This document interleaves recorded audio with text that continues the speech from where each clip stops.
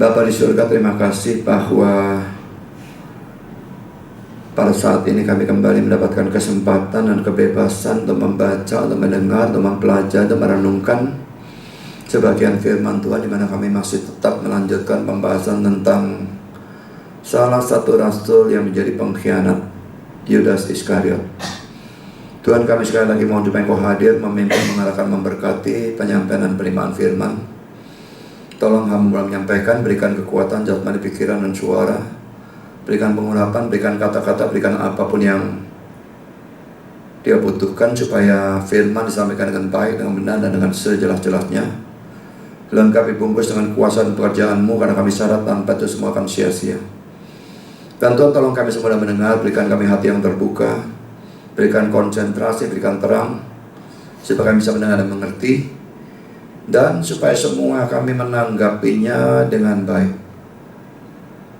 Kalau ada yang belum percaya, biarlah ini membuat kami percaya. Dan bagi yang sudah percaya, biarlah ini membuat kami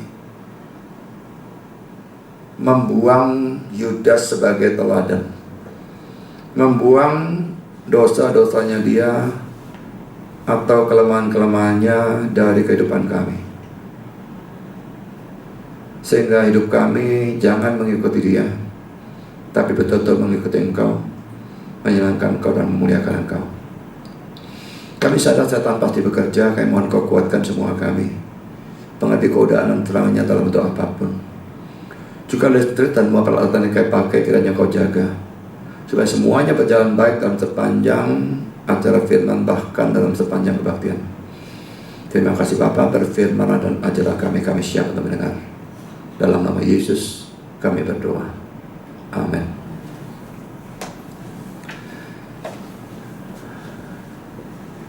Kita melanjutkan pembahasan tentang Yudas Iskariot ini, dan ini adalah session yang ketiga ya.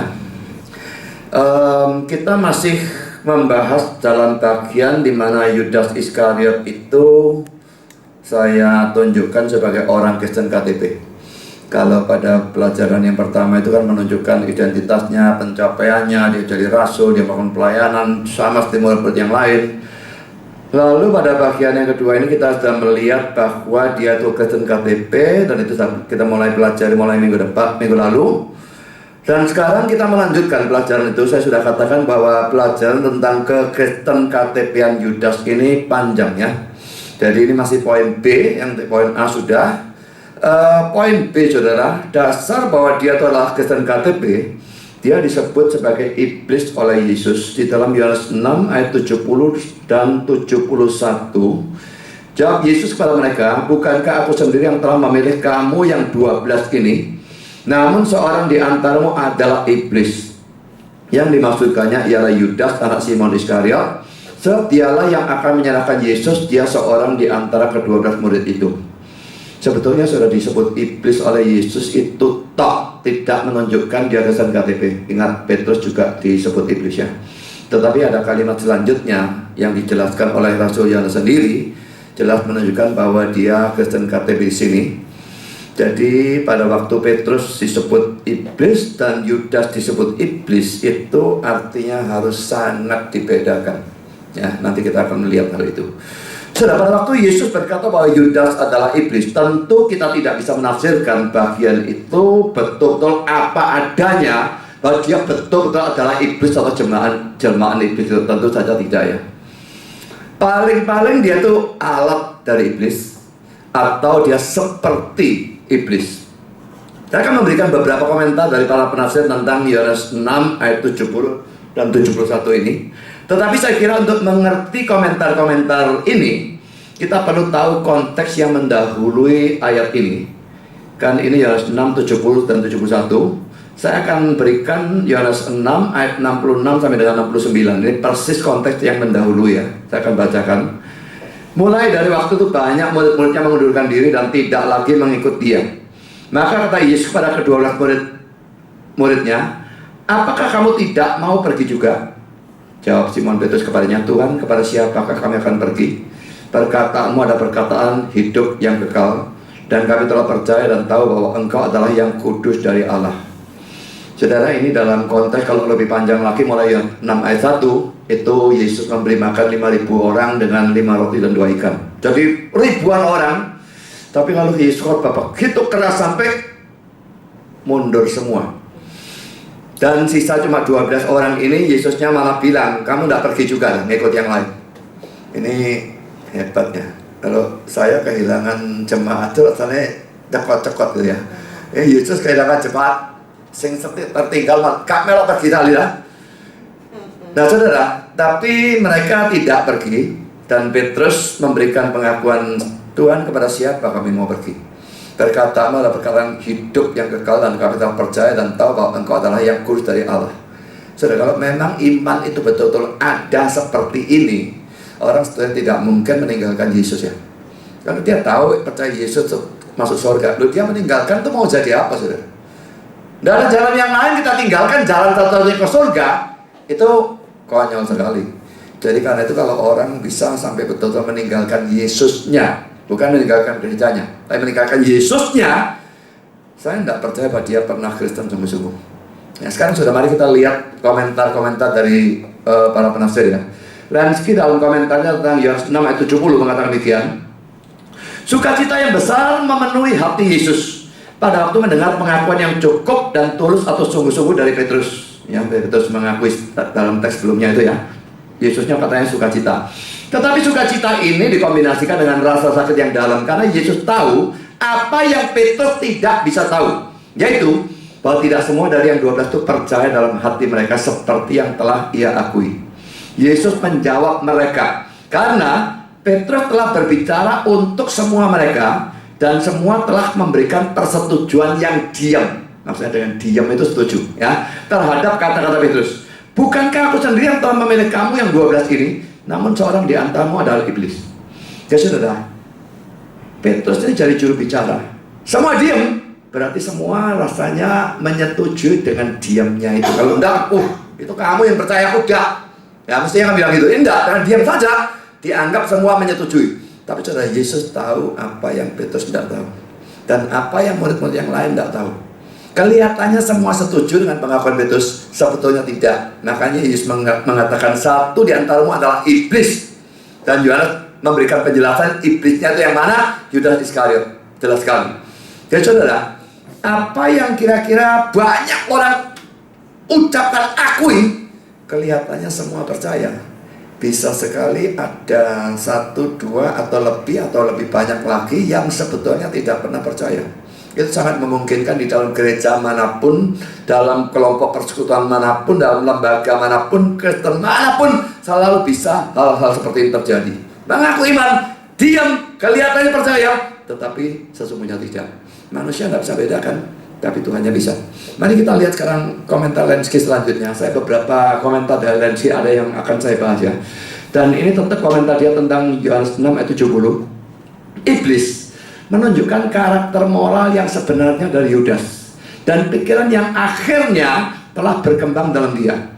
Murid-murid yang lain itu yang tidak percaya kepada Yesus meninggalkan dia, dan tak ada dimanapun orang-orang seperti itu disebut iblis. Kan banyak yang pergi ya, dan disebut iblis. Tetapi Yudas tetap tinggal bahkan sebagai salah satu dari 12 murid Rasul, tinggal dan menyetujui, kelihatannya ya, pengakuan Petrus. Bukan dengan kemunafikan yang biasa, tetapi dengan penipuan yang bersifat dusta. Seperti yang Yesus nyatakan tentang iblis sendiri dalam Yohanes 8 ayat 44.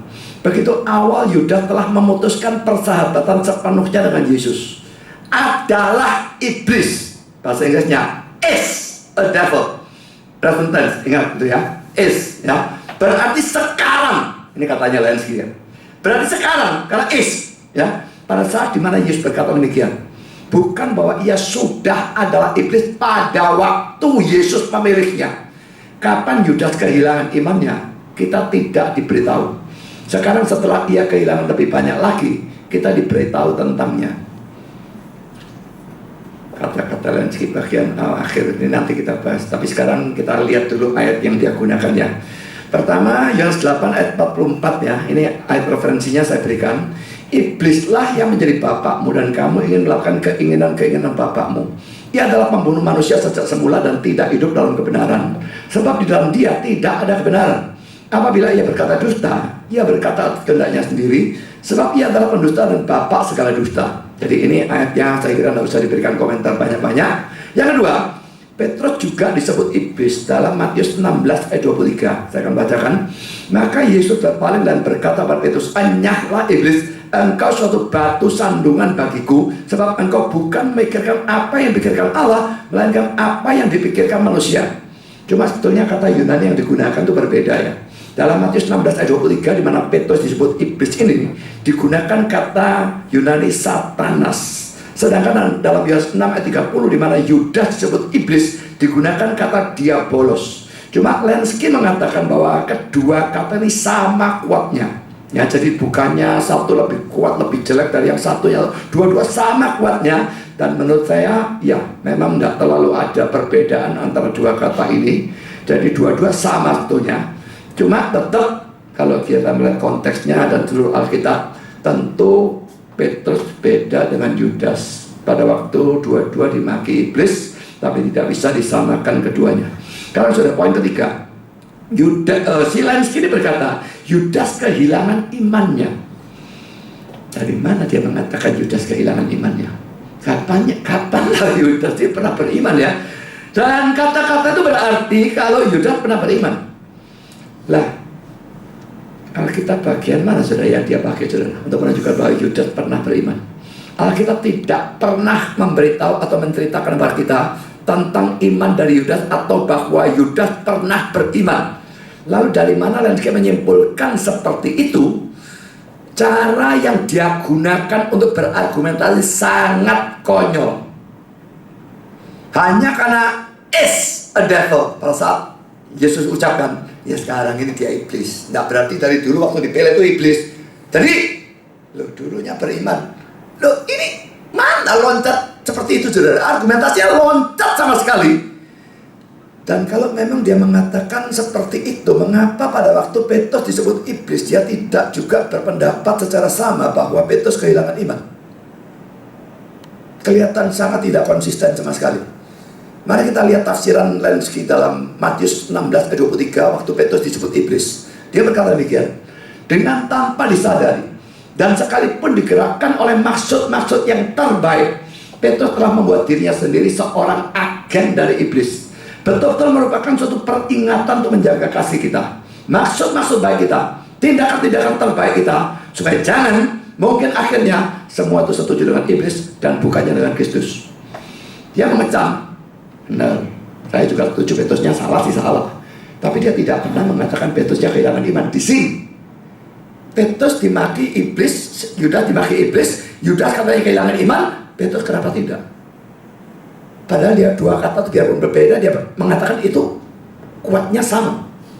Jadi saudara, ini argumentasi dari Lenski yang menurut saya loncat seenaknya sendiri dan jelas sekali memasukkan pikirannya yang tidak percaya poin kelima dari 5 poin Calvinisme itu dimasukkan ke dalam ayat. Itu yang disebut dengan istilah eisegesis. Ya jelas sama sekali tidak karu-karuan. Saya lanjutkan saudara, kembali pada Lenski lagi tentang Yohanes 6 ayat 70. Dia berkata demikian, ia memberitahu mereka tentang yang satu ini pada saat yang awal ini, sehingga setahun dari sekarang mereka bisa mengingat bagaimana Tuhan atau guru mereka tahu lebih dulu semua yang Yudas akan lakukan. Kedua, Yesus memaksudkan wahyu atau penyataannya untuk Yudas secara pribadi. Orang ini harus tahu bahwa Yesus mengenalnya secara mutlak sebagaimana adanya dia, iblis. Ia menipu rekan-rekan rasulnya, tetapi tidak bisa menipu sang anak. Dengan sebuah kekuatannya, Yesus memukul hati nurani Yudas dengan kata iblis ini. Dalam penanganannya dengan iblis manusia ini, Yesus tidak membuang apapun supaya bisa menakut-nakuti dia dari jalannya dan membalikkan hatinya dari iblis atau setan kepada juru selamatnya. Begitu besar kasih karunia itu sehingga melanjutkan dengan usaha-usaha yang diberkati atau terpuji.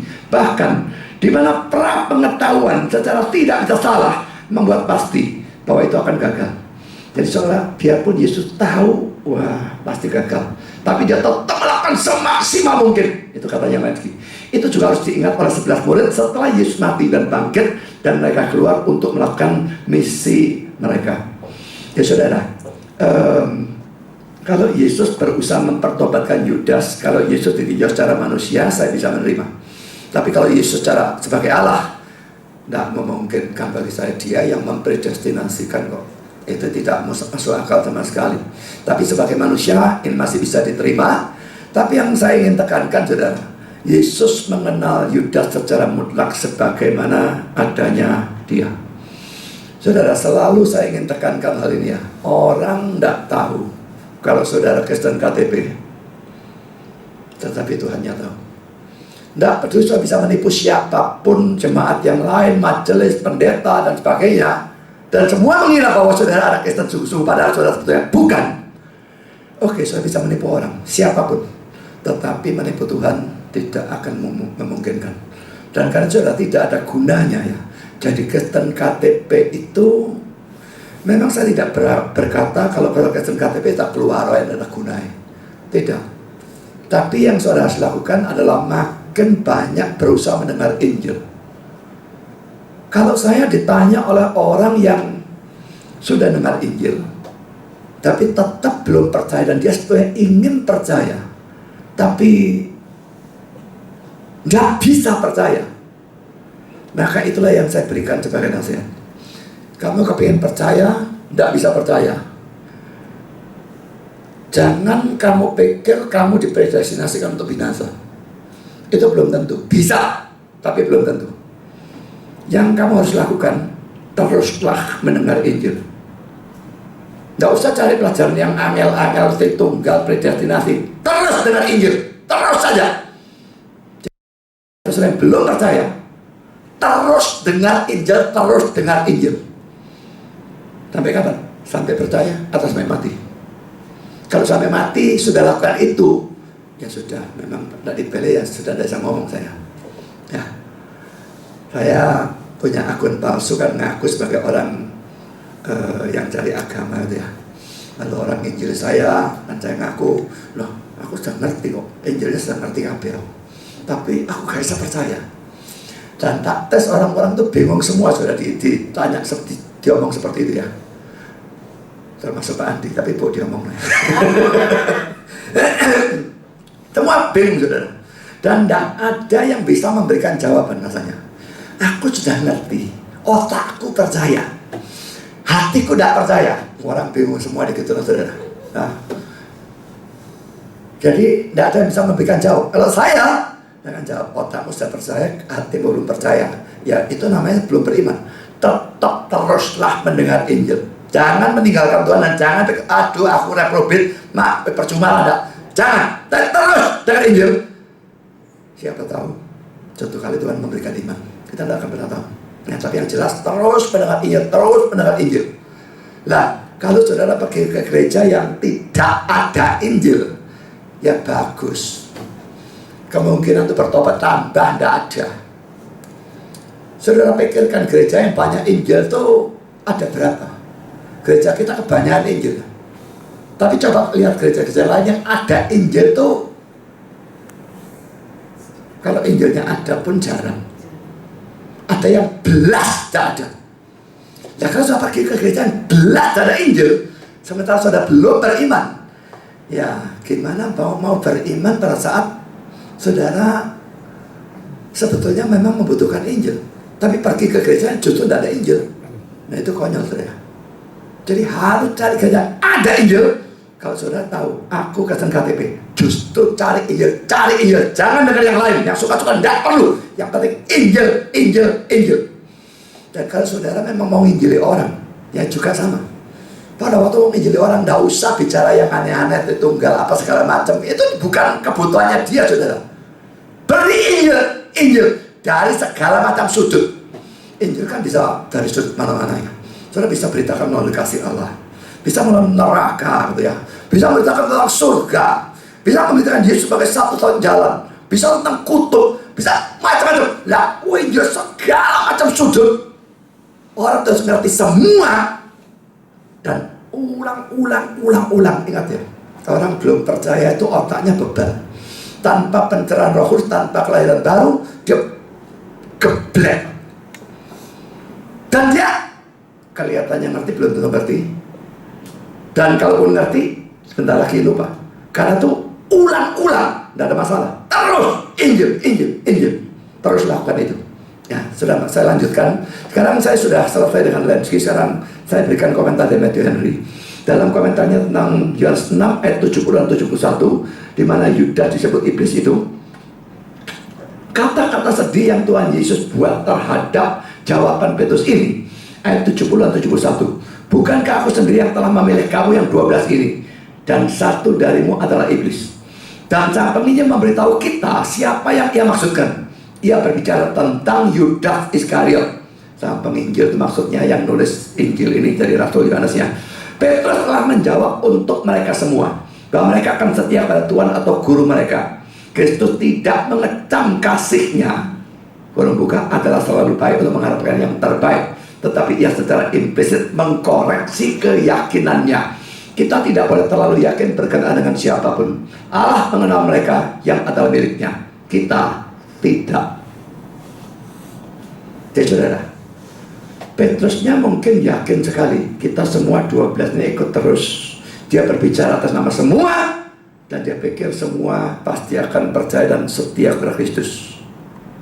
Tetapi Petrus tidak tahu apa yang Yesus tahu, dan Yesus ucapkan itu. Ada yang tidak. Satu darimu adalah iblis. Saudara, ini menunjukkan bahwa memang kita tidak boleh terlalu yakin berkenaan dengan siapapun. 12 orang ini dekatnya luar biasa. Terus-terusan ikut Yesus, meninggalkan semua, dan terus satu grup dengan Yesus. Masa bisa tidak tahu satu dengan yang lain? Tapi saudara, memang hal seperti itu tidak bisa tahu. Kadang-kadang bisa, tapi tidak selalu. Dan kadang-kadang mustahil untuk tahu. Seperti yang saya sudah bolak-balik katakan, saya pelit sekali kalau saya nilai orang Kristen asli atau Kristen KTP. Sedikit-sedikit saya kecam KTP. Tapi dengan medit seperti itu, saya kebobolan bolak-balik orang-orang yang saya pikir asli ternyata Kristen KTP. Terbukti, belakangan bisa murtad, pindah agama, lalu menyangkal Kristus dan sebagainya. Itu terbukti beberapa kali. Lalu pindah ke aliran-aliran sesat yang tidak karu-karu. Saya pikir kok bisa-bisanya dulu dan genah semua. Ya saudara, tidak boleh terlalu yakin berkenaan dengan siapapun.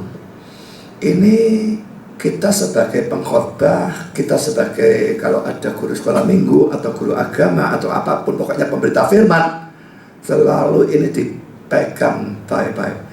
Bukan berarti kita selalu mencurigai seadanya orang sebagai tidak Kristen, tetapi kita selalu punya pikiran ada kemungkinan dia tidak Kristen.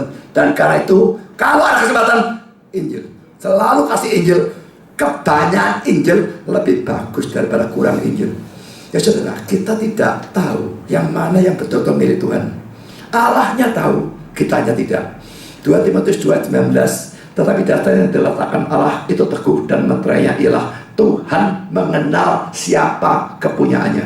Selanjutnya saya kira tidak perlu. Yang saya tekankan, Tuhan mengenal siapa kepunyaannya. Kita tidak kenal. Dia tahu.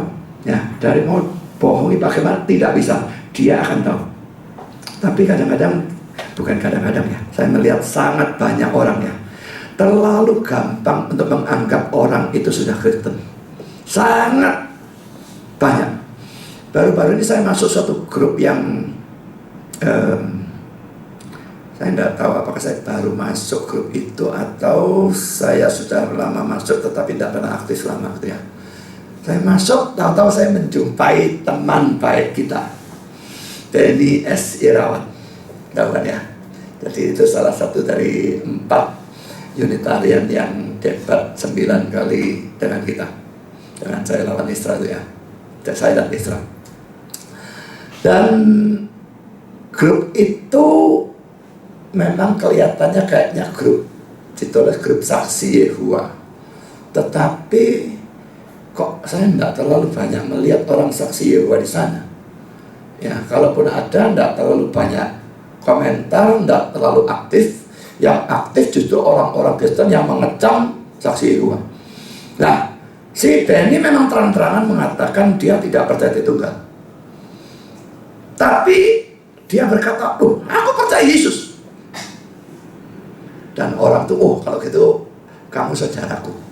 Saya pikir gobloknya orang situ aja kebo teman-teman. Loh, dia terang-terang mengatakan tidak percaya Tritunggal, tapi hanya karena dia berkata percaya Yesus, oh kamu saudaraku. Itu geblek saudara. Saya curiga dia sendiri bukan Kristen, dengan begitu gampang menganggap itu saudara gitu ya. Loh, terang-terang tidak percaya Tritunggal. Sehingga saya katakan, saya kasih komen di sana, Benny ini Unitarian, mirip dengan Saksi Yehuwa, beda organisasi tapi ajarannya sangat-sangat mirip. Kalau dia katakan dia percaya Yesus, tanyakan dia percaya Yesus sebagai apa. Semua orang bisa ngomong percaya Yesus, orang Islam juga bisa. Saya percaya sebagai Nabi. Lalu dia percaya Yesus sebagai apa? Sebagai malaikat Mikael. Itu bukan iman. Jadi saudara, sangat banyak orang seperti itu. Pokoknya percaya, ya wis, wah saudara saya iman. Nanti dulu saudara, mesti terlihat percaya apa tentang Yesus. Jangan sembarangan hanya karena percaya, saya percaya, oh sudah selamat dan sebagainya. Itu bodohnya setengah mati saudara. Jadi saudara, kita mesti periksa orang-orang itu. Dalam kita ketemu di Facebook atau ketemu secara pribadi, pada waktu bicara soal rohani, periksa. Kalau dia berkata percaya Yesus, kalau dia berkata dia orang Kristen, jangan terlalu cepat percaya dia anak Tuhan dan sebagainya. Selalu cek, percaya apa kamu tentang Yesus. Lalu kamu percaya selamatnya itu hanya karena iman tok atau iman dan perbuatan. Oh, itu harus sangat dicek saudara. Dan di situ banyak orang jebol kabeh karu-karuan karena mereka kebanyakan percaya selamat karena iman dan perbuatan, iman dan baptisan dan sebagainya. Ya saudara, itu sesuatu yang harus sangat banyak kita periksa. Dan kalau ternyata salah, nah ini sasaran penginjilan. Ini bukan Kristen. Kelihatannya Kristen, bukan Kristen. Kita mesti nginjil. Ya. Jadi saudara, kita mesti cek semacam demikian. Saya lanjutkan dengan kata-kata Matthew Henry ya. Banyak yang terlihat sebagai orang-orang kudus adalah betul-betul iblis-iblis. Kelihatannya orang kudus adalah iblis-iblis. Yudas secara lahiriah atau dari luar sama bagusnya seperti banyak rasul-rasul itu.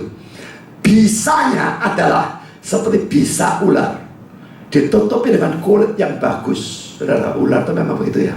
Wah, ular yang berbisa itu banyak yang wah kelihatannya bagus, kulitnya dipakai bagus, tetapi bisa dalam itu ya, racunnya itu yaitu tertutup kulit yang begitu bagus. Dan orang Kristen banyak seperti itu dari luar, wah bagus sekali, tapi dia ular dan dia berbisa dan dia mematikan. Saya teruskan komentar Matthew Henry. Ia mengusir Yudas ya, ia mengusir iblis atau setan dan terlihat sebagai seorang musuh bagi kerajaan iblis atau setan. Tetapi ia sendiri adalah iblis atau setan selama itu. Dia kan diutus memberitakan Injil, diutus menyembuhkan orang, membangkitkan orang mati, juga diutus mengusir setan. Bukankah begitu? Ya, dan murid-murid memang melakukan itu. Yudas juga melakukan itu. Dia mengusir iblis. Tapi biarpun dia mengusir iblis dan kelihatannya dia memusuhi kerajaan iblis, sebetulnya dia adalah iblisnya sendiri. Jadi saudara, ini sesuatu yang sangat menarik kata-kata dia. Dia kelihatannya menyerang kerajaan setan, padahal dia adalah setan. Bukan hanya ia akan menjadi iblis atau setan dalam waktu yang singkat, tetapi ia adalah iblis atau setan sekarang. Tentu dia tidak maksudkan betul-betul adalah setan, tidak ya, tetapi maksudnya bukan Kristen ya. Merupakan sesuatu yang menyedihkan dan harus diratapi bahwa kekristenan pernah dijadikan suatu jubah atau selubung bagi karakter dari iblis atau setan. Penyamaran dari orang-orang munafik, bagaimanapun mereka bisa menipu manusia dan mencurangi mereka, tidak bisa menipu Kristus karena matanya yang menembus melihat melalui mereka. Ia bisa menyebut mereka iblis-iblis atau setan-setan yang menyebut diri mereka sendiri orang-orang Kristen. Ada orang-orang yang dipilih oleh Kristus bagi pelayanan-pelayanan yang khusus, tetapi yang terbukti palsu baginya. Aku telah memilih kamu pada kerasulan. Karena dikatakan secara eksplisit bahwa Yudas tidak dipilih pada hidup yang kekal, pasal 13 ayat 18, tetapi satu dari kamu adalah iblis. Perhatikan, kemajuan kepada tempat-tempat yang terhormat dan dipercaya dalam gereja bukanlah bukti yang pasti tentang kasih karunia yang menyelamatkan. Ingat tuh baik-baik ya, ini pangkatnya tidak bisa lebih tinggi lagi. Rasul itu pangkat tertinggi. Karena itu kalau orang naik pangkat jadi pendeta, gembala sidang, ketua sinode, atau dosen, atau rektor, atau apapun, tidak menjamin apapun. Saya beberapa waktu yang lalu debat dengan seseorang persoalan kalau ada zina boleh cerai atau tidak. Nah, dan dia, kalau saya kan memang ada perzinahan fisik, cerai itu diizinkan.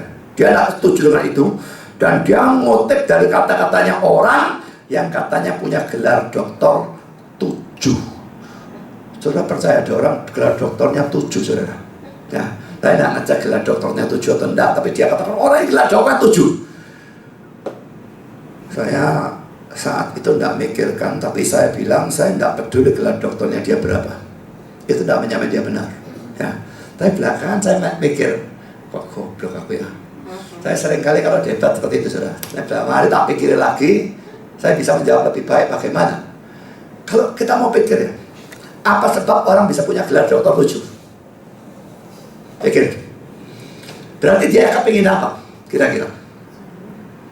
Kalau dia kepingin ilmunya, perlukah gelar doktor 7?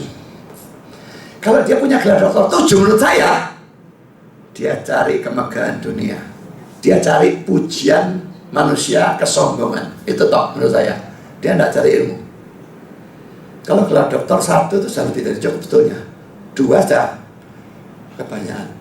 7 itu gila. Menurut saya orang yang gelar doktornya 7 sama sekali tidak terjamin pintar. Karena kelihatan apa yang dia kejar, apa yang dia cari. Saya pernah ditawari orang, mau tidak sekolah lagi S3? Gak. Aku gak senang sekolah.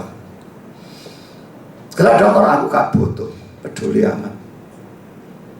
Tapi saya belajar. Saya mencari apa yang bisa membuat saya makin mengerti dan makin bisa mengajar orang dengan baik. Pada waktu saya kuliah, ada satu pelajaran namanya American Christianity, kekristenan Amerika. Saya sebel banget, saudara. Ini bukan fak pilihan, ini fak wajib. Saya orang Indonesia suruh belajar American Christianity. What for? Ini untuk apa bagi yang belum pikir? Lakinya lah, saya tidak senang sejarah. Ini sejarah Kristen Amerika lakinya. Konyol bagi saya. Ya sudah, harus ikut, ya sudah, mau apa? Ikut. Ikut, kan ada paper, ada tugas belajar, apa itu ada nilainya semua, saudara ya. Ini sekian persen, ini sekian persen, papernya sekian persen, macam-macam. Terus kehadiran sekian persen, itu semua ada nilainya. Sudah ada dosen itu selalu kasih ini sekian persen nilai. Saya nilai semua, saudara. Ini saya dapat B, ini saya dapat A, saya dapat apa, saya hitung. Tinggal ujian akhir, saudara. Ujian akhir saya hitung, kalau saya dapat F, sana A, B, C, D, F, tidak ada E. Itu F, di sini E, sana F. F itu fail, ya. Dapat F, saya tetap lulus. Karena mengumpulkan nilai sudah banyak. Ujian akhir dapat F, tetap lulus.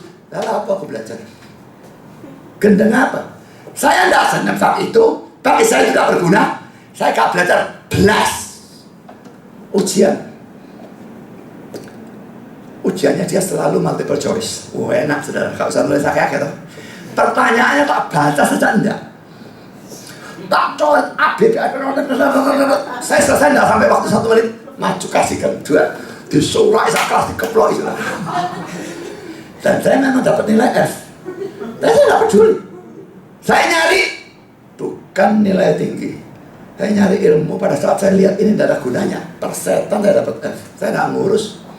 Tapi kalau saya lihat ini fak penting, saya tidak puas dengan nilai D. Saya ingin dapat nilai A. Jadi saudara, apa yang dicari orang? Kalau cuma sekedar straight A semua A, supaya bisa sombongkan. Ini orang belajar bukan demi ilmu, belajar demi pujian dan sebagainya. Demikian juga dengan orang yang gelar doktornya 7. Ya, apa gunanya sudah gelar doktor 7 model semacam demikian? Dan dia pikir kalau saya dikasih orang gelar doktor 7, kalau saya gemeter. Tak. Omong gelar doktornya 7, saya gak gubris babar belas. Jadi saudara, memang orang bisa punya kedudukan tinggi, gelar doktor banyak dan sebagainya, tidak menjamin apapun. Hati-hati saudara. Nah, saya balik kepada komentarnya Matthew Henry ini. Saya tadi baca sampai di mana ya? Sampai biru itu ya? Biru itu sudah ya? Jadi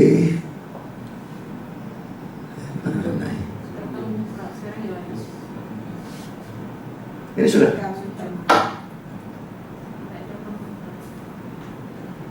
Bentar. Tolong naik ke atas. Banyak. Saya baca dari awal saja ya. Banyak yang terlihat sebagai orang-orang kudus adalah betul-betul iblis-iblis. Yudas secara lahiriah dari luar sama bagusnya seperti banyak rasul-rasul itu. Bisanya adalah seperti bisa ular ditutupi dengan kulit yang bagus. Ia mengusir iblis atau setan dan terlihat sebagai seorang musuh bagi kerajaan iblis atau setan, tapi ia sendiri adalah iblis atau setan selama itu. Bukan hanya ia akan menjadi iblis atau setan dalam waktu yang singkat, tetapi ia adalah iblis atau setan sekarang. Merupakan sesuatu yang menyedihkan dan harus diratapi bahwa kekesalan pernah dijadikan suatu jubah atau selubung bagi karakter dari iblis atau setan. Penyamaran dari orang-orang munafik. Bagaimanapun mereka bisa menipu manusia dan menjurang mereka, tidak bisa menipu Kristus karena matanya yang menembus melalui mereka. Ia bisa menyebut mereka iblis-iblis atau setan-setan yang menyebut diri mereka sendiri orang-orang Kristen. Ada orang-orang yang dipilih oleh Kristus bagi pelayanan-pelayanan khusus, tetapi yang terbukti palsu baginya. Aku telah memilih kamu pada kerasulan, karena dikatakan secara eksplisit bahwa Yudas tidak dipilih pada hidup yang kekal. Pasal 13 ayat 18, tetapi satu dari kamu adalah iblis. Perhatikan, kemajuan kepada tempat-tempat yang terhormat dan dipercaya dalam gereja bukanlah bukti yang pasti tentang kasih karunia yang menyelamatkan. Saya kira saya baca sampai situ ya. Saya lanjutkan sekarang. Kami telah bernubuat demi namamu. Ini pasti dari Matius 7 ayat 22 ya. Dalam masyarakat yang paling terpilih di sini, di sisi ini dari surga, bukanlah hal baru untuk menjumpai mereka yang jahat. Dari 12 orang yang dipilih pada suatu percakapan akrab dengan Allah yang berinkarnasi, yang merupakan kehormatan dan hak yang terbesar untuk mana manusia pernah dipilih, satu adalah iblis atau setan yang berinkarnasi. Sang sejarawan meletakkan penekanan pada hal ini, bahwa Yudas adalah satu dari 12 orang yang begitu bermartabat dan terkemuka. Ya sudah, selalu ingat ya, dan pangkat tinggi dan sebagainya itu bukan jaminan apapun. Saya akan bacakan ayat referensinya. Yohanes 13 ayat 18, bukan tentang kamu semua aku berkata, aku tahu siapa yang telah kupilih, tetapi haruslah genap nas ini, orang yang makan rotiku telah mengangkat tumitnya terhadap aku. Matius 7 ayat 22, pada hari terakhir banyak orang akan berseru padaku, Tuhan, Tuhan, bukankah kami bernubuat demi namamu dan mengusir setan demi namamu dan mengadakan banyak mujizat demi namamu juga? Saudara, ayat ini sebetulnya memang cocok untuk orang-orang model kayak Yudas ya. Melakukan banyak layanan demi nama Yesus, usir setan, mujizat, lakukan segala macam, nubuat macam-macam. Tapi saudara, mereka tidak pernah jadi Kristen. Dan pada akhir zaman Yesus bilang, aku tidak pernah kenal kamu. Dan saya tekankan sekali lagi, biarpun saya berulang kali saya tekankan, ayat ini jelas bukan untuk orang yang pernah Kristen lalu murtad. Karena Yesus bilang ayat 23-nya, aku tidak pernah mengenal kamu. Seandainya dia Kristen yang betul-betul Kristen, lalu murtad, Yesus bilang dulu aku kenal, sekarang enggak. Dan saudara kita tidak percaya murtad itu ya. Yesus bilang aku tidak pernah kenal. Dan konteks dari ayat mulai ayat 15, nabi palsu. Jelas sekali ini adalah Kristen palsu, tidak pernah sungguh, tapi mereka pangkatnya tinggi sudah. Bernubuat, usir setan, mengadakan banyak mujizat demi nama Yesus. Laki-laki satu ayat yang menunjukkan bahwa kedudukan yang tinggi dan pelayanan yang hebat-hebat, megah, bukan jaminan kalau orang itu adalah orang Kristen yang sejati. Seringkali kita silau oleh hal yang seperti itu. Tetapi saudara, itu adalah hal yang sama sekali salah. Sekarang kita ganti penafsir. Jamieson, Fausset, and Brown tentang Yohanes 6 ayat 71. Dia berkata demikian. Sempitnya lingkungan dari mereka yang berkumpul di sekitar kebenaran. Sempit ya, cuma 12 orang bayangkan ya.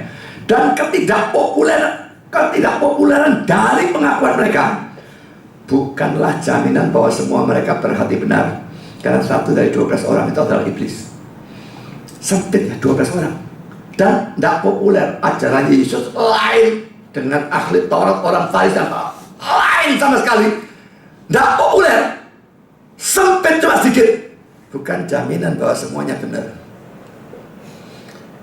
Saudara, bahkan abad pertama di mana Kristen itu dimusuhi oleh Romawi, dimusuhi oleh Yahudi yang non-Kristen, berarti tekan luar biasa. Ada kasusnya Ananias dan Safira ya. Jelas sekali orang Kristen KTP. Gereja kita juga sempit sekali ya. Kalau mau diomong sempit, ini 12 orang. Gereja kita sekarang berapa? Paling 15 ya. Kurang lebih sama sempitnya. Tidak jamin, cuma 15 pasti Kristen KB. Tidak jamin. Saya tidak nuduh siapapun ya. Tapi saya bilang tidak jamin bahwa semua Kristen. Jadi biarpun sempit, kita juga pengakuannya tidak populer ya.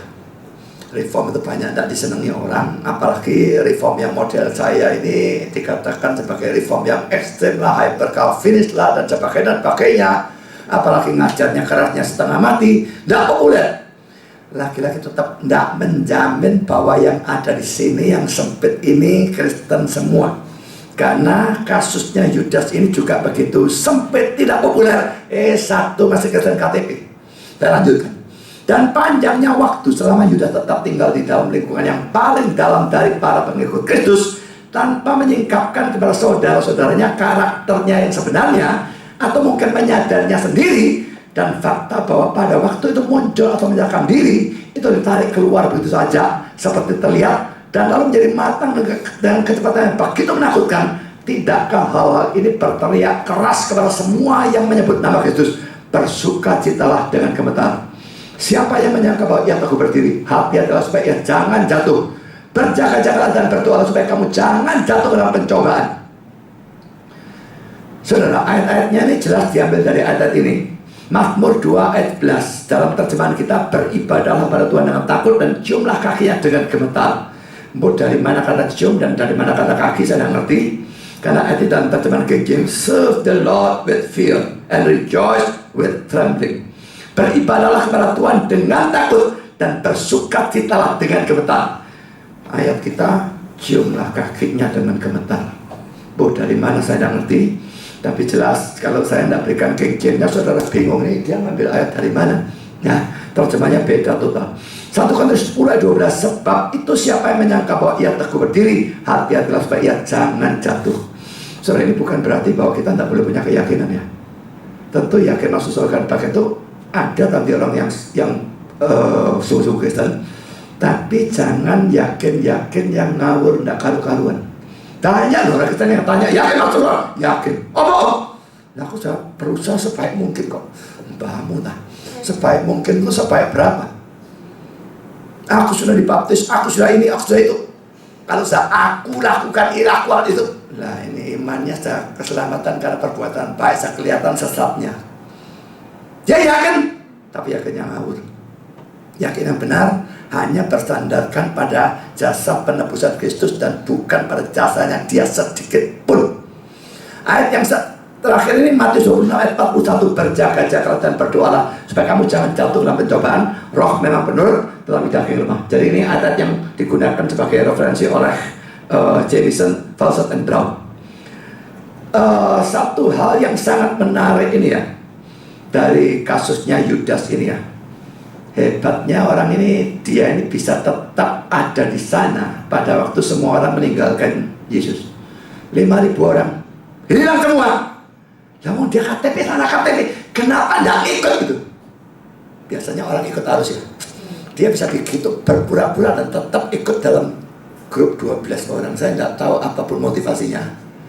Mungkin orang mata duitan ini melihat prospek dalam diri Yesus. Wah, ini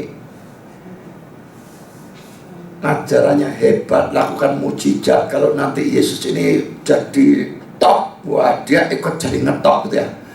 Tapi apapun motivasinya, dia begitu pintar untuk pura-pura. Semua minggir, dia tetap di sana. Sehingga kelihatannya seperti orang asli, Kristen asli kelihatannya. Nah, saudara, sekarang poin C. Bukti ketiga bahwa Yudas itu orang Kristen KTP. Yudas adalah seorang pencuri.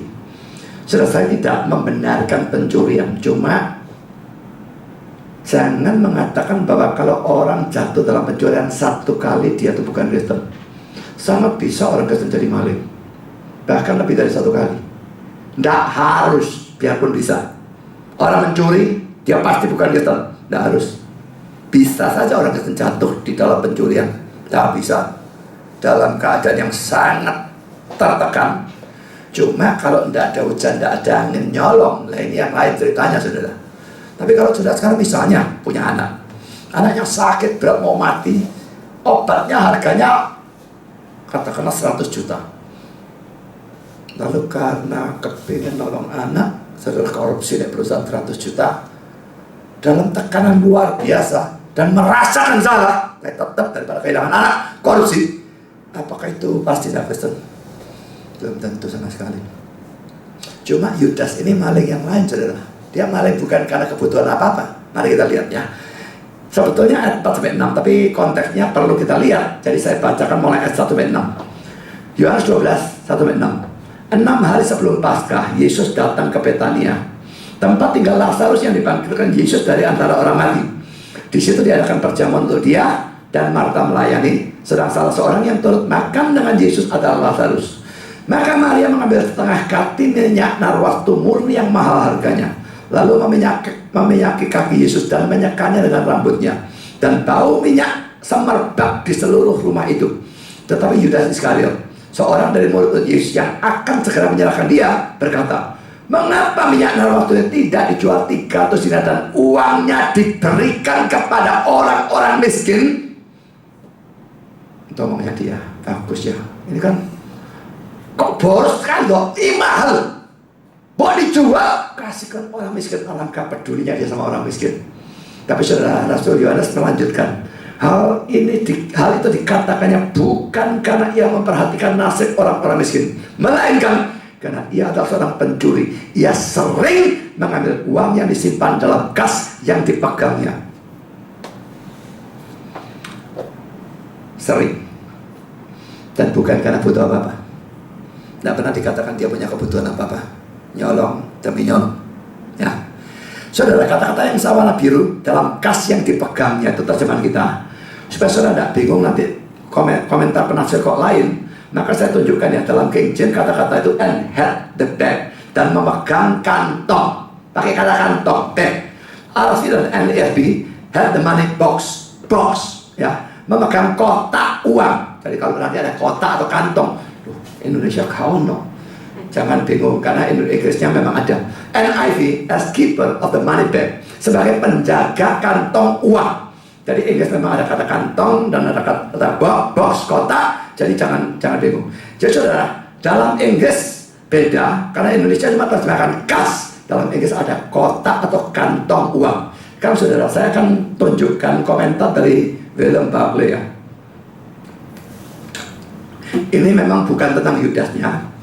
Kan tadi teksnya menunjukkan Maria itu, waduh, botol minyak wangi ini mahal tuh, dipecahkan, biar semua disuntak ya, habiskan. Dilobangi kayak dikentrot nanti titik lain, disuntak, belar. Mari kita lihat komentar William Barclay yang bagus tentang keroyalan Maria untuk Yesus. Royalnya bukan sembarangan royal, saudara ya. Royalnya untuk Yesus, ya. Kita melihat keroyalan dari kasih.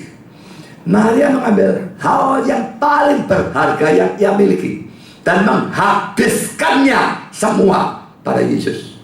Kasih bukanlah kasih Jika itu dengan teliti menghitung ongkos. Kasih memberikan semua miliknya. Dan satu-satunya penyesalannya adalah bahwa ia tidak mempunyai lebih banyak untuk diberikan. Sangat indah ya. Coba introspeksi diri. Kalau ini diterapkan kepada saudara, saudara bisa mengatakan aku mengasihi Yesus, ya atau enggak? Memberikan semua dan satu-satunya penyesalan bukan menyesal, aduh getun lapo tadi tak kena kabeh. Penyesalan justru kok enggak punya lebih banyak. Misalnya sudah memberikan 100 juta, punya 100 juta, berikan semua. Getun, aduh coba aku punya 1 tidak kayak mau lagi. Ini sesuatu yang memang saya tidak mau ekstrim. Lalu tanggal 1 nanti bayaran, katakanlah bayaran 5 juta. Kayak no Tuhan kabeh. Besok ya kesusahan sehari, besok gak usah diurus. Saudara, saya tidak mau saya jadi orang ekstrem yang gila seperti itu. Tentu bukan seperti itu. Nanti besok jadi bambuk itu tidak memuliakan Tuhan juga. Tapi saudara, yang jelas poinnya, kasih itu kepingin memberi. Kasih itu kan rela memberi, royal untuk Tuhan. Banyak orang royal untuk dirinya sendiri, royal untuk hal yang lain, tapi tidak untuk Tuhan. Saudara, mari kita royal untuk Tuhan. Tidak berarti gaji semua dikasih, lalu saudara punya duit sama sekali. Tidak demikian. Tapi mau memberi dan kepingin memberi sebanyak mungkin untuk Dia. Sekarang saudara, mari kita lihat komentar Lenski tentang Yohanes 12 ayat yang ke-6. Yohanes sendiri membuka untuk memperlihatkan akar dari pengkhianatan Yudas. Jadi ini akar dari pengkhianatan. Cinta uang ini sebab karena dia akan jual pakai duit, dapat duit juga. Cinta uang ini akar dari pengkhianatan Yudas. Hal itu dikatakannya bukan karena ia memperhatikan nasib orang-orang miskin, melainkan karena ia adalah seorang pencuri. Ia sering mengambil uang yang disimpan dalam kas yang dipegangnya, menekankan kebutuhan dari orang-orang miskin tanpa mempedulikan orang-orang miskin, mengatakan kata-kata kasih tanpa sudah hati dari kasih, menandai sang munafik. Tidak bisa lebih munafiknya. Kasih ke orang miskin, maunya dia apa? Taruh di kantongku, aku sing pakai nanti. Tapi di luarnya peduli orang miskin kelihatannya, kasih pada orang miskin. Ini bajingan betul-betul munafik pol habis. Saya lanjutkan kata-katanya. Dalam kasus ini, kemunafikan dihubungkan dengan kriminalitas rahasia atau diam-diam. Yudas sebetulnya adalah seorang pencuri. Kapan pencurian ini diketahui atau ditemukan, tidaklah diberitahukan. Tetapi tuduhan positif dari Yohanes didasarkan pada fakta. Ya, dia tahunya dari mana, bukan urusannya. Bisa dari wahyu, bisa di mana, saya tidak ngerti. Tapi dia tahu yang ditulis firman Tuhan di bawah pengilhaman Roh Kudus itu pasti benar. Kalau sudah William Henderson dalam komentarnya tentang Yohanes 12 ayat 4 sampai ayat 6. Ini panjang ya, tapi mari kita perhatikan. Kontras antara kedermawanan atau kemurah hatian Maria dan keegoisan Yudas menyolok. Teks ini memang Maria memberikan, Yudasnya bukan cuma ngeritik, dia juga dikatakan pencuri. Ini kontras yang luar biasa dalam satu teks, bukan lain bagusnya. Sang penginjil menulis begitu lama setelah peristiwa itu dan melihat ke belakang, menggambarkan sang pengkhianat sebagai berikut. Yudas Iskariot, seorang dari murid-murid Yesus yang akan mengkhianati dia. Untuk arti dari ungkapan atau pernyataan ini, lihat tentang atau pada Yohanes 6 ayat 71. Yudas berkata dalam hatinya, betul-betul suatu pemborosan, bahwa bahasa asli dari kasih adalah kemurah hatian yang bersemangat, merupakan sesuatu yang Yudas tidak bisa mengerti. Orang yang egois tidak bisa mengerti individu yang tidak egois. Orang yang egois mengerti orang yang kasih bersih, royal. Wah, itu tidak bisa. Tidak bisa ngerti. Saudara, saya dulu di Malang, saya punya tante kos itu jemaat gereja saya. Tapi omnya bukan, omnya kafir. Lah, omnya itu maditnya wamit-amit luar biasa. Tantenya royalnya bukan main. Dan saudara, dua kayak gitu tuh gak bisa cocok belas. Yang satu gak bisa ngerti satunya. Dua-dua saya gak ngerti dalam hal itu. Yang ini bilang, iso sih duit dihambur-hambur. Yang satu kok iso Yesus dua dimet ini buat apa? Lalu tidak pernah bisa saling ngerti, saudara ya. Saya lanjutkan ya. Maka Yudas berkata, mengapa minyak narwastu ini tidak dijual 300 dinar dan uangnya diberikan kepada orang-orang miskin? Yudas adalah tipe atau jenis orang yang mempunyai uang dalam pikirannya terus-menerus. Ia memandang segala sesuatu dari aspek nilai yang berkenaan dengan uang. Saudara, ada yang seperti itu atau enggak? Saya teruskan. Ia telah memperkirakan harga dari botol pualam yang berisi minyak narwastu yang sangat berharga ini. Ia memperhitungkan bahwa itu pasti berharga 300 dinar. Lihat tentang Yohanes 6 ayat 7. Jumlah ini menunjukkan upah yang seorang pekerja biasa terima untuk 300 hari kerja. Upah dan 300 hari kerja untuk satu botol minyak narwastu. Bagi Yudas, ini kelihatan sebagai pemborosan yang tidak bisa dibenarkan dalam keadaan apapun. Bahkan jika Maria sendiri kaya, yang mungkin adalah benar, dan tidak harus bekerja untuk penghidupannya. Alangkah lebih baiknya sebagaimana Yudas melihatnya, seandainya Maria menjual minyak narwastunya dan memberikan hasilnya kepada kepada siapa? Ya, kepada Yesus dan 12 murid dalam penanganan Yudas sang bendahara. Tapi suka bagi Yudas untuk mengatakan hal itu. Maka apa yang betul-betul ia katakan adalah kepada orang-orang miskin.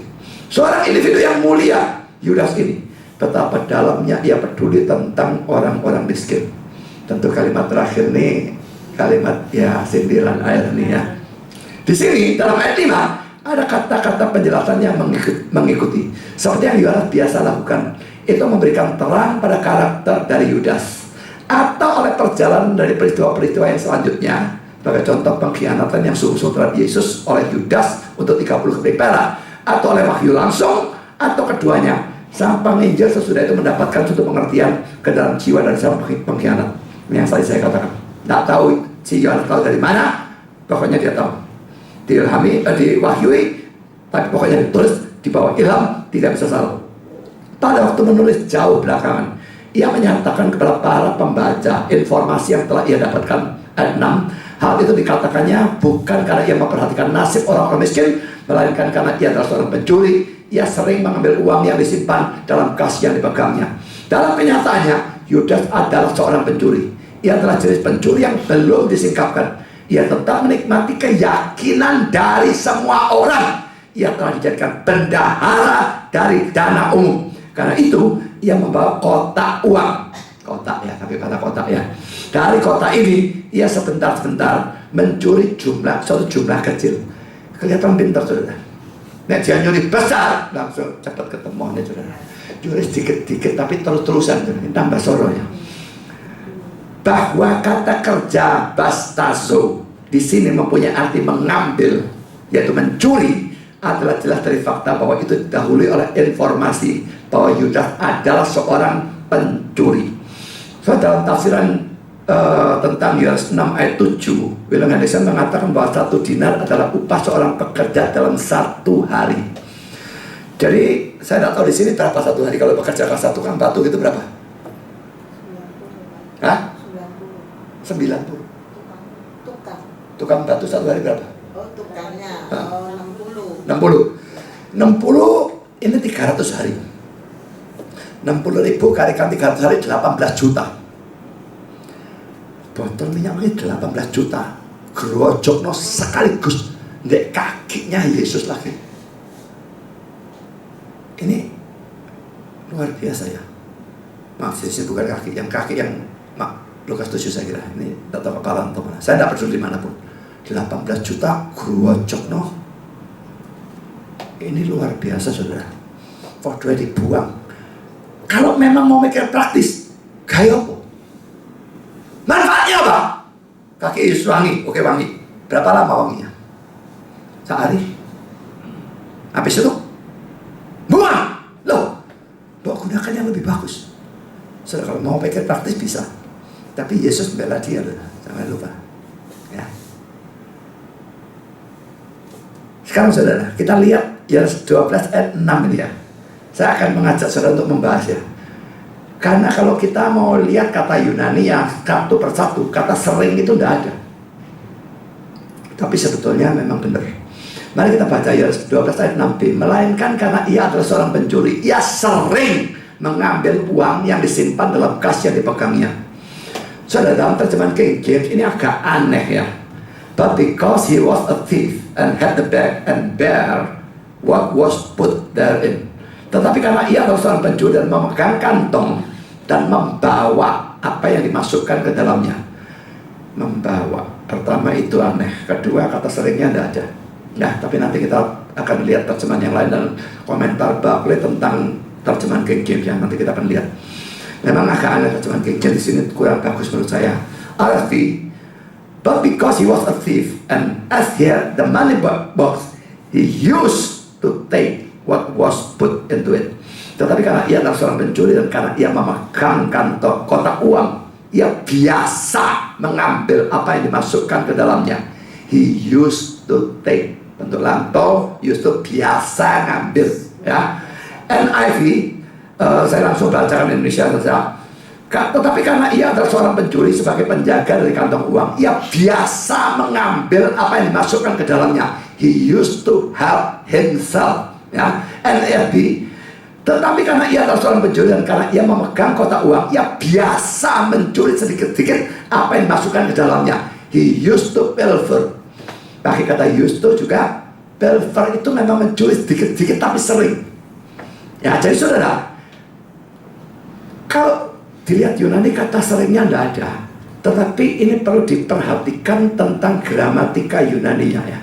Kata-kata yang saya garis bawahi ini ya, jadi biasa mengambil dan biasa mencuri, semua saya garis bawah ini diterjemahkan dari kata Yunani ebastazen yang merupakan bentuk, sekarang tensesnya yang perlu diperhatikan, imperfect tense dari kata Yunani bastazo. Saudara, pertama mari kita soroti kata Yunani bastazo ini ya. Salah satu arti yang hak, dan itu yang harus diambil di sini ya, adalah mengambil dari kata bastazo. Dan kata ini digunakan, kata yang sama ya, digunakan dalam Yohanes 10:31 yang berbunyi sekali lagi orang-orang Yahudi mengambil batu untuk melempar Yesus. Ini mengambil, dan pakai kata yang sama. Jadi mengambil jelas memang arti yang bisa diberikan kepada kata ini. Karena mari kita lihat komentar William Barclay, khususnya dalam terjemahan King James tadi ya. Dia berkata demikian, authorized version, author version atau singkatannya AV, itu sama dengan King James ya, mengatakan bahwa ia membawa bear tadi ya. Bear itu bentuk lampau dari bear, B-E-A-R, tadi bentuk lampaunya B-A-R-E ya. Membawa kantong, kata kerjanya adalah bastazein.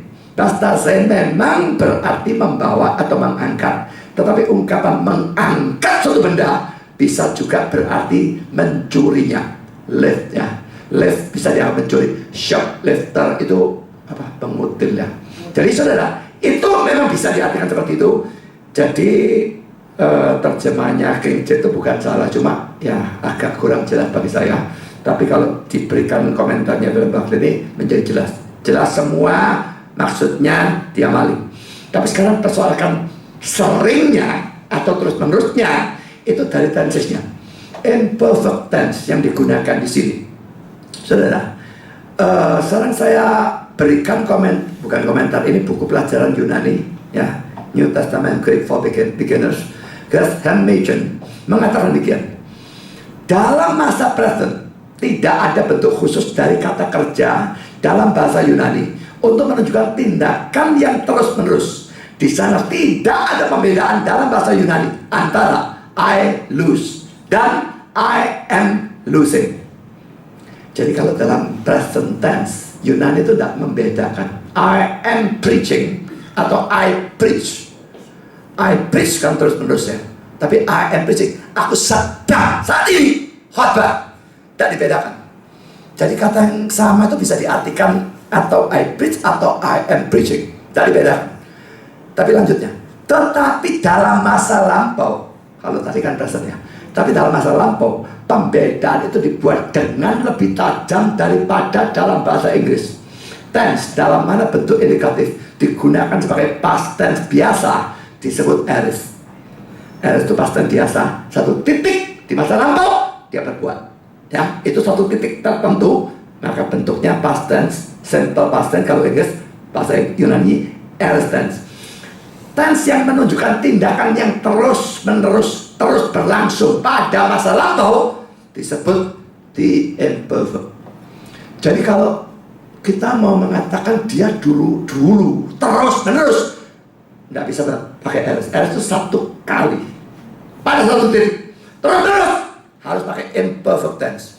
Kalau saudara ingat Yohanes 1 ayat 1, pada mulanya adalah Allah, dalam bahasa Inggrisnya in the beginning was the word. Pada mulanya ada firman-Nya. Pada mulanya ada firman. In the beginning was the word.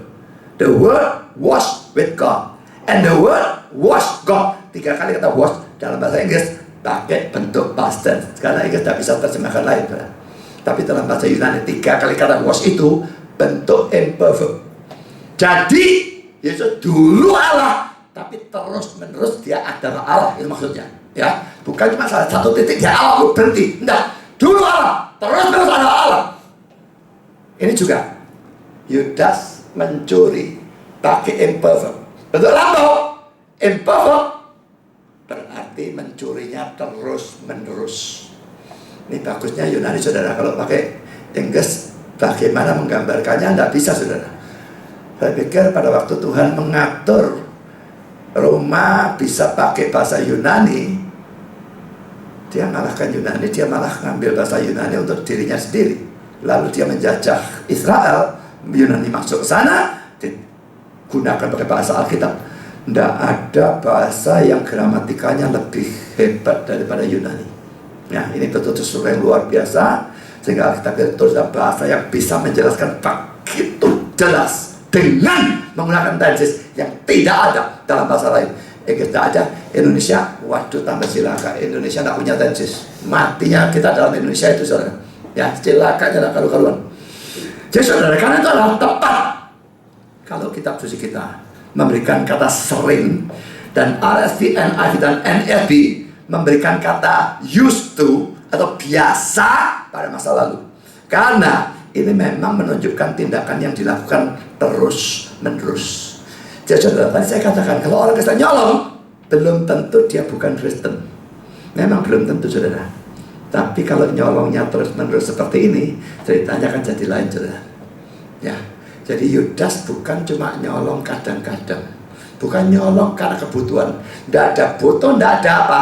Dia terus menerus sering mencuri, dan itu tidak bisa adalah orang Kristen.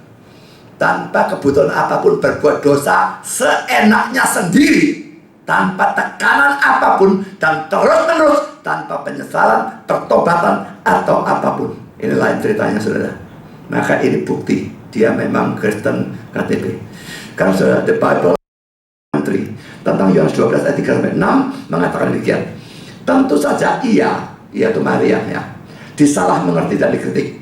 Tapi itulah yang biasanya terjadi pada waktu seseorang menyerahkan miliknya yang terbaik kepada Tuhan. Saudara, kalau saudara memberikan sesuatu yang banyak untuk Tuhan, yang terbaik untuk Tuhan, jangan harapkan dipuji orang. Harapkanlah dikritik, gendeng bego, fanatik edan. Itu nanti yang muncul seperti itu. Dan Maria melakukan itu. Kritikan dari Yudas. Yudas memang maksudnya mencuri. Yang lain murid-muridnya gak ngerti, goblok semua. Dukung Yudas, semua mengkritik Maria. Bayangkan saudara, laki-laki semua mengkritik satu perempuan tidak dianggap pada saat ini rasul.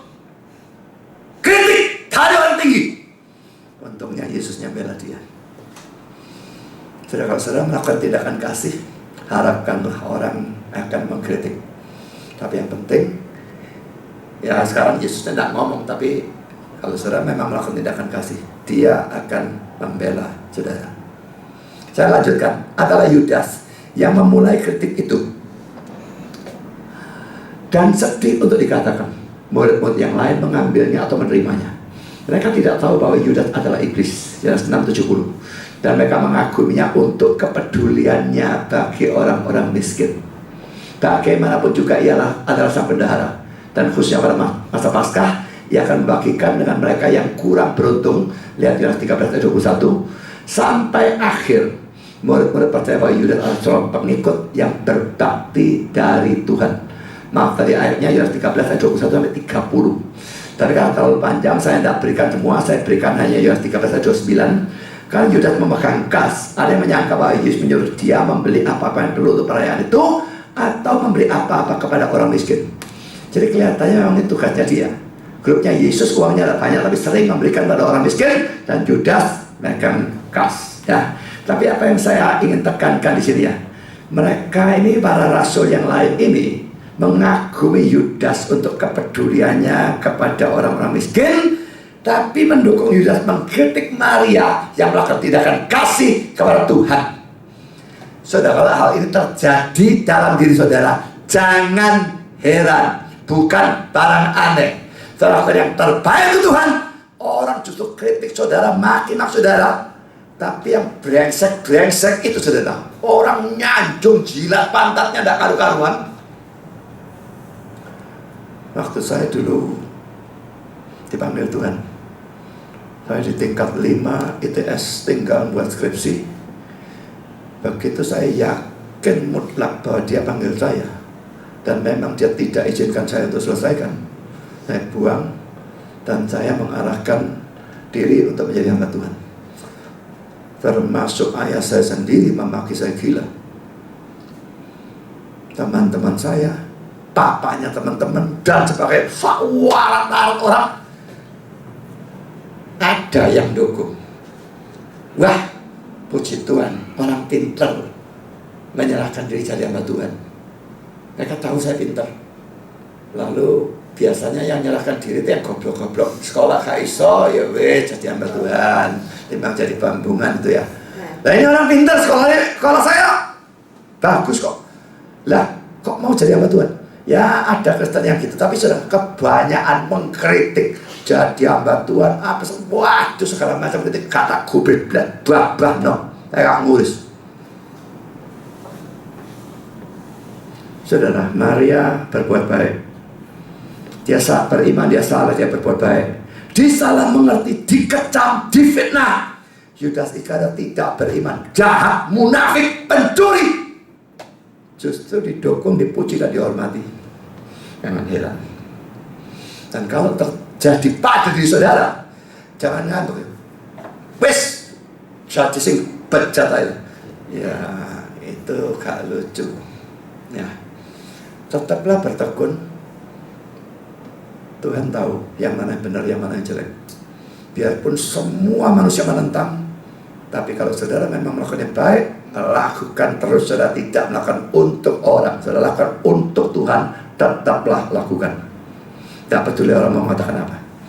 Kalau saudara biblical illustrator tentang Yohanes 12 ayat 8, kotak minyak narwastu dan kotak uang. Dua-dua kotak apa minyak narwastunya, ada kotaknya saya tidak tahu. Ya, kotak minyak narwastu dan kotak uang dikontraskan ya. Perhatikan kontras yang menyolok antara kotak uang Yudas dan kotak minyak narwastu Maria. 30 keping perak Yudas dan 300 dinar Maria. Kecintaan Yudas akan uang dan kedermawanan atau kemurahan hati Maria. Pengakuan Yudas yang munafik tentang kepedulian terhadap orang-orang miskin dan tindakan mulia Maria untuk Tuhan. Akhir Yudas yang buruk atau menyedihkan dan tindakan mulia Maria untuk Tuhan. Kontras yang luar biasa. Tergantung saudara mau niru yang mana. Dunia ini saudara, mayoritas niru Yudas. Duit pokoknya. Apapun pokoknya duit. Bahkan dalam kalangan Kristen dan pendeta. Tadi baru ngomong saudara, petani, opo royoan, duit segala macam. Dan gereja-gereja yang sekarang rebutan pokoknya duit.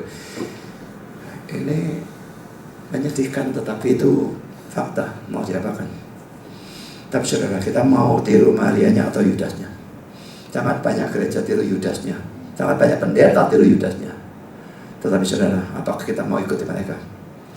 Sekarang pulpit commentary tentang Yohanes 12 ayat 38. Yudas menilai minyak narwastu dengan lebih tinggi daripada ia menilai tuan atau gurunya.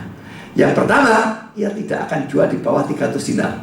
Tetapi yang terakhir, untuk 30 keping perak.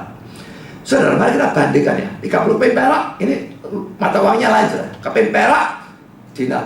Mungkin kita pikir, keping perak itu barangkali nilainya tinggi. Enggak sering gitu.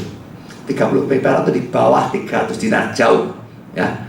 Untuk bisa membandingkan kedua jumlah ini, saya berikan komentar William Barclay. Dia memang ahli dalam urusan kebudayaan, tradisi, pokoknya semua zaman dulu itu dia ahli. Dalam komentarnya tentang Matius 26 ayat 14-16, dia mengatakan demikian. Jumlah untuk mana ia setuju untuk mengkhianati Yesus adalah 30 arguria. 30 keping perak itu arguria. 1 argurion adalah 1 shikal, dan itu setara dengan upah kerja 4 hari.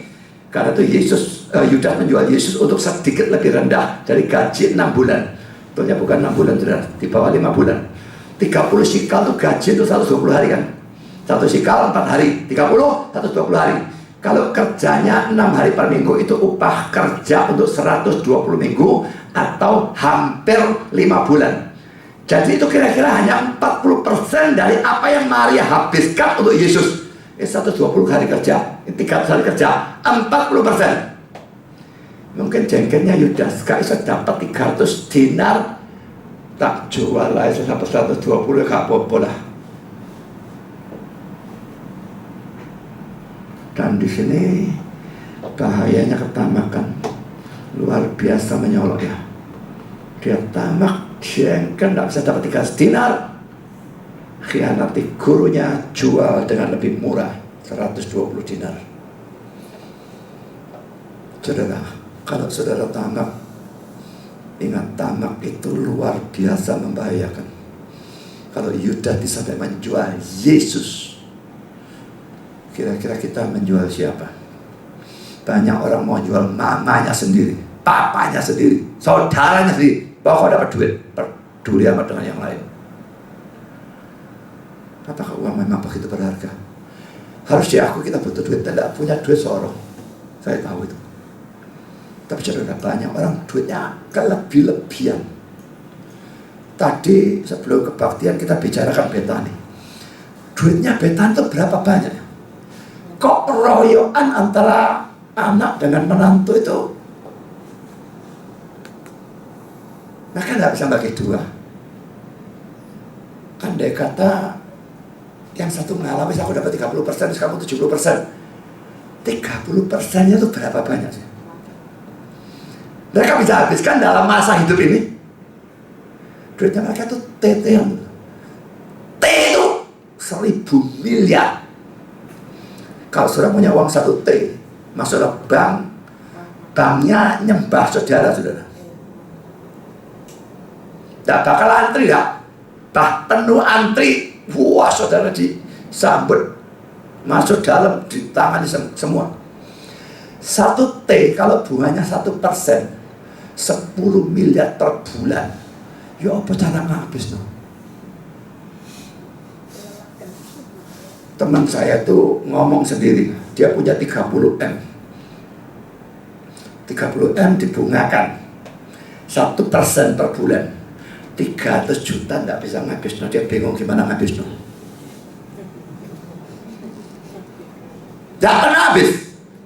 Buat berobat pada penyakit dia itu sak kampung penyakit orang diambil kabeh. Kencing manis, tekanan darah tinggi, jantungnya sudah di ring, bukan bypass, di ring.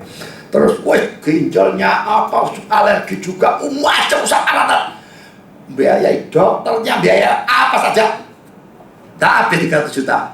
Numpuk lagi. Itu cuma punya 30M, saudara. Punya 1 T itu mau diapain sampai habis. Lah kenapa masih ribut royokan? Saya tidak habis pikir, saudara. Mau buat apa? Tapi saudara, pertama itu memang tidak ada batasnya. Makin banyak dimiliki, bukan makin puas, makin kepingin lebih banyak lagi. Itu bahaya pertama.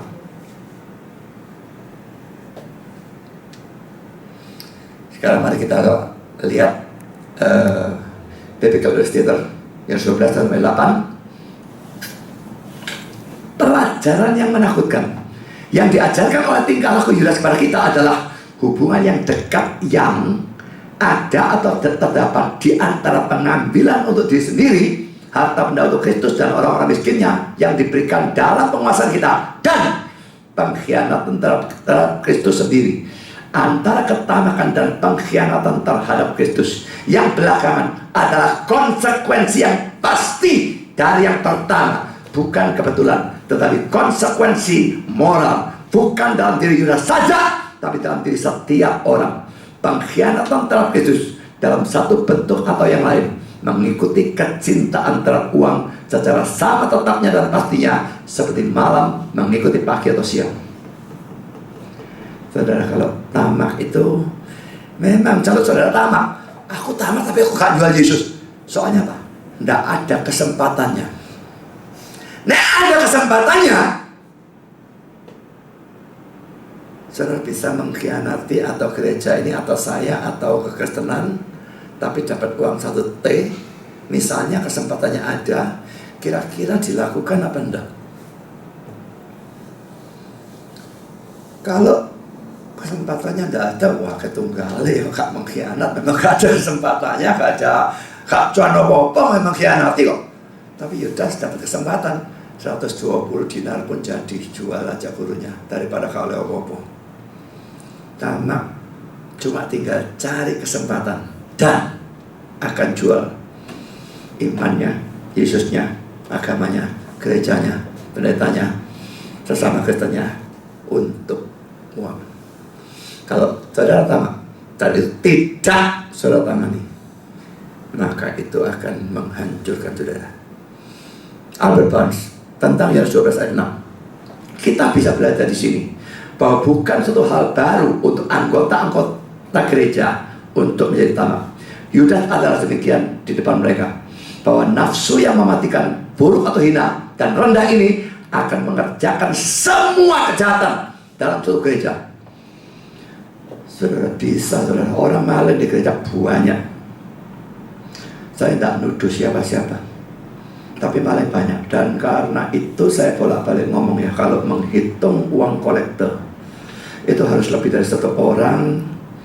Tidak boleh 1 orang, harus lebih dari 1. Dan jangan sampai 2 atau 3 itu lalu sak dulur gitu ya, atau suami istri. Ini nanti kali kalau doa masih 2 atau 3, 10 nih sak dulur, dibagi 10 dari luar. Jadi saudara, ini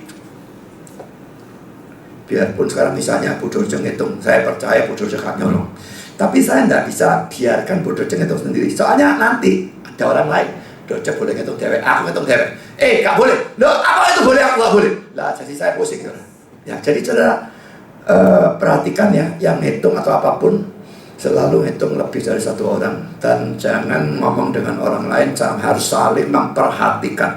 Bukan kita mencurigai ataupun apapun, tetapi kita waspada. Saya sudah ceritakan bola-balik gerejanya, Isa kecolongan bolak-balik banyak-banyak itu betul-betul kegilaan. Nah, jadi jangan heran kalau dalam gereja ada maling dan sebagainya, itu sangat-sangat bisa. Kalau saudara perlu dipertanyakan, mengapa Yesus yang tahu kalau Yudas adalah seorang pencuri mengizinkan Yudas jadi bendahara? Ada beberapa pandangan berkenaan dengan pertanyaan ini. Pertama, saudara, Albert Barnes berkata demikian. Murid-murid kelihatannya mempunyai 1 kantong atau dompet bersama seperti itu, dalam mana mereka meletakkan uang apapun yang mereka punyai dan yang dirancang khusus untuk orang miskin. Penjagaan dari kantong atau dompet ini kelihatannya dipercayakan pada Yudas dan merupakan sesuatu yang luar biasa, bahwa satu-satunya orang di antara mereka yang kelihatannya tamak secara alamiah harus menerima penetapan atau penunjukan ini. Itu menunjukkan bahwa setiap orang diuji sesuai dengan kecenderungan alamiahnya. Ini adalah tujuan dari ujian, untuk mengeluarkan karakter alamiah seseorang. Dan setiap orang akan mendapatkan kesempatan untuk melakukan kejahatan sesuai dengan kecenderungan alamiahnya jika ia cenderung kepadanya. Dia cinta uang, dia jadikan bendahara. Ujian seringkali terjadi demikian ya. Saya kadang-kadang mikir, saya ini buruknya salah satunya kan ngamuan ya. Nek untuk wadah orang kudu blutik nawa saya. Orang yang sabar-sabar rasanya enggak. Tapi sudah saya ngamun, mesti ada orang yang motong lah, nanti sudah motong melakukan kudu udah tabrak. Mesti ada saja yang jengkel, enggak karu-karuan. Kalau saudara bukan orang yang ngamuan, mungkin tidak digoda seperti itu, saudara. Nah, kalau saudara tamak, nah godaannya ini, nanti ada orang yang nganggur berlian ketinggalan gitu ya. Duit tasnya buka, duitnya wah kesarat-sarat gitu ya. Lah nanti ada hal seperti itu, bisa sekali terjadi. Jadi hati-hati dengan justru kelemahan saudara di mana, godaannya akan terjadi di sana. Itu yang memang mesti kita jaga. Sekarang saudara komentar dari Lenski. Tadi pandangan Albert Barnes ya. Itu diketahui pencuri kok jadikan bendahara. Itu pandangan Albert Barnes. Karena pandangan Lenski tentang Yohanes 12 ayat 6. Dia berkata demikian. Mengapa Yesus yang tak diragukan menyadari tentang pencurian Yudas tidak mengambil perbendaharaan itu darinya? Ini adalah hanya sebagian dari pertanyaan yang lebih besar berkenaan dengan mengapa Allah dengan kemahatauan dan kemahakuasaannya tidak ikut campur dalam setiap kejahatan, mencegahnya dari pelaksanaannya. Yesus membawa semua kasih karunia-Nya berhubungan dengan Yudas. Jika itu terbukti tidak efektif atau berhasil, tak ada apapun yang bisa mengubah hati dari sang pencuri, pengkhianat. Jawaban ini lebih benar daripada mengatakan bahwa rencana Allah menghalangi Yesus dari tindakan ikut campur. So, kata-kata yang saya garis bawahi ganda ini ya, Yesus membawa semua kasih karunia-Nya berhubungan dengan Yudas sebagainya. Ini pandangan Arminian dari Lenski jelas menunjukkan ketidakpercayaan dia pada irresistible grace, kasih karunia yang tidak bisa ditolak, yang merupakan poin keempat dari 5 poin Calvin. Tapi tidak ada satu ayat pun mendukung, tidak ada satu ayat pun mengatakan Yesus memberikan kasih karunia kepada Yudas Iskariot. Ayat mana ayat? Yang ngomong berdasarkan apa? Tidak ada. Jadi saya tidak percaya omongan Lenski. Sekarang saudara komentar Calvin. Mengapa? Tahu pencuri jadikan bendahara. Ini Calvin tentang Yohanes 12 ayat 6. Bukankah merupakan sesuatu yang luar biasa bahwa Kristus memilih sebagai seorang pengurus, seseorang dengan penggambaran ini yang ia tahu adalah seorang pencuri. Karena apakah itu selain daripada meletakkan ke dalam tangannya tali untuk menjerat atau mencekik dirinya sendiri? Manusia yang fana tidak bisa memberi jawaban lain daripada ini, bahwa penghakiman atau keputusan Allah adalah suatu jurang yang dalam. Tahu maling kasih bendahara, katanya dia kayak kasih tali untuk jirat dirinya sendiri. Bagi saya tafsiran Lenski salah total. Tafsiran Albert Barnes benar dari sudut pandang manusia, sedangkan tafsiran Calvin benar dari sudut pandang Tuhan. Memang sudah dikasih itu, tamaknya menjadi-jadi, jual Kristus. Itu memang rencana Tuhan, ditetapkan, tidak bisa tidak. Tapi Calvin menambahkan sesuatu yang penting berkenaan dengan hal itu. Dia berkata demikian dalam tafsiran tentang Yohanes 12 ayat 6. Tetapi tindakan Kristus tidak boleh dipandang sebagai suatu peraturan biasa atau umum, bahwa kita harus menyerahkan perhatian untuk orang-orang miskin atau apapun yang keramat kepada seorang yang jahat. Karena Allah telah meletakkan bagi kita suatu hukum atau peraturan, siapa mereka yang harus dipanggil pada pemerintahan dari gereja dan pada jabatan-jabatan lain, dan kita tidak mempunyai kebebasan untuk melanggar hukum atau peraturan ini. Peraturan tentang adanya penatua, syarat-syarat itu kan ada, tidak bisa dilanggar habis-habisan, tentang enaknya sendiri. Saya lanjutkan, kasusnya berbeda dengan Kristus, yang karena dia adalah hikmat yang kekal dari Allah, menyediakan suatu kesempatan untuk predestinasi rahasianya dalam diri Yudas. Jadi saudara, memang Kristus pilih, dia lain dengan kita saudara.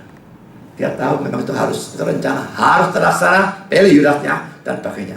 Tapi kalau kita tidak bisa, karena kita tidak tahu apa tentang rencana Allah, kita harus ikuti yang dalam kitab suci. Memang sudah syarat penatua kalau mau diikuti 100%, tidak dapat orang nyari malaikat saudara. Tapi mesti cari yang sedekat mungkin. Bisa jauh, tapi tetap dari yang ada. Ya, kalau tidak ada rotan akar pun jadi ya. Jadi nyari rotan tidak ada, asal gereja tidak ada rotan. Ada akar Yesus paling dekat ya, paling dekat. Ya pilih, pokoknya pilih yang terbaik. Tidak bisa. Dulu dia pakai maling jadi bendahara kok. Lah Kristus harus kita teladani kan. Jadi justru tahu maling, justru dia akan jadi bendahara. Ya bagus gerejanya, nanti sebentar lagi bangkrut. Jadi awas ya, ini tidak boleh. Makanya saya tidak pernah mengatakan bahwa apa yang Yesus lakukan atau tidak lakukan selalu harus kita teladani. Islam selalu balas nyerang. Yesus disunat, kamu sunat. Oh iya, Islam sunat ya, teladan Yesus. Yesusnya puasa 40 hari itu teladan. Gak pakai buko, kamu tidak pakai buko. Karena kamu 30 hari pakai buko, dia tidak pakai buko. 40 hari non-stop, teladan. Tak kawin, teladan. Yesus lakukan atau tidak lakukan, bandingkan dulu Alkitab, baru kita putuskan itu diteladani atau tidak.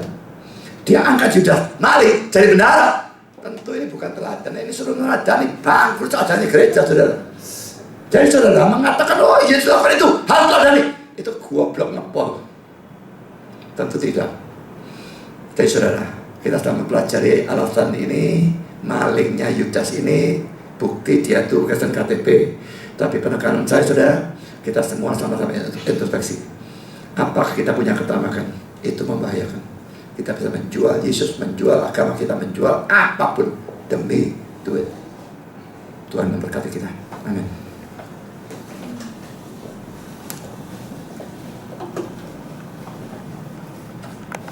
Bapa di surga, terima kasih Engkau sampai mencapai berkati dalam sepanjang ajaran firman. Kami mendapatkan banyak peringatan, khususnya tentang Kristen KTP. Kalau ada di antara kami atau di dalam gereja ini yang Kristen KTP, tolong Tuhan supaya kami menyadari dan berusaha untuk terus mendengar Injil. Bukannya lalu memvonis diri kami sebagai seorang reprobate. Dan kami berdoa Tuhan supaya Engkau sendiri bekerja, kalau boleh, untuk mempertobatkan mereka. Dan kami yang sudah percaya, pada waktu kami menilai orang, tolong kami berhati-hati untuk tidak sembarangan menganggap seseorang sudah percaya pada waktu orang itu sebetulnya bukan orang percaya, sehingga akhirnya kami kehilangan kesempatan untuk menginjil. Dan pada waktu kami belajar tentang Yudas yang begitu tamak, munafik, jauhkan kami dari kemunafikan. Dan khususnya jauhkan kami dari ketamakan. Kalau ada sedikit atau banyak ketamakan dalam diri kami, Tuhan ampuni kami dan tolong singkirkan. Tolong kami tidak menuruti desakan dari kecintaan terhadap uang, untuk mencuri, untuk mendapatkannya dengan cara yang tidak halal, untuk bekerja pada hari Sabat dan sebagainya, demi mendapatkan uang terlalu banyak orang. Rela berbuat dosa, rela menghancurkan hidup orang lain, bahkan membunuh, rela bahkan mencuri uang dari Tuhan atau gereja, rela melakukan apapun demi uang. Tuhan tolong jauhkan itu dari kami. Dan siapapun dari kami yang memang tamak, buat kami sadar dan buat kami berhati-hati dan berusaha mati-matian dengan doa dan usaha dan kebersandaran pada Roh Kudus, menyingkirkan dosa yang membahayakan itu. Buat kami menjadi seperti Maria, yang karena kasih kepada Tuhan rela memberikan yang terbaik, tak peduli berapa orang mengkritik, menyerang. Tolong kami tetap setia dan tekun memberikan yang terbaik untuk Tuhan. Terima kasih Bapa, dalam nama Yesus kami berdoa. Amin.